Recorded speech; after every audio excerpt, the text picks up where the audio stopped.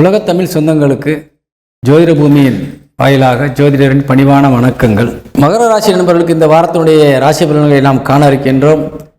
மகர ராசியில் இந்த வாரத்தின் முதல் 2 நாட்கள் மிகுந்த ஒரு அதிர்ஷ்டமான நாளாக விளங்கப் போகின்றது. காரணம், உங்கள் ராசிக்கு 7 சந்திரன் உங்கள் ராசியிலே அமர்ந்து மகிழ்ச்சியை மனம் நிறைவும் தர இருக்கின்றார்.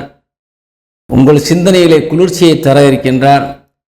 மன நிறைவோடு எந்த ஒரு காரியத்திலும் இறங்கி நீங்கள் ஜெயத்தை பெறுவதற்கான வாய்ப்பை தந்து கொண்டிருக்கின்றார்.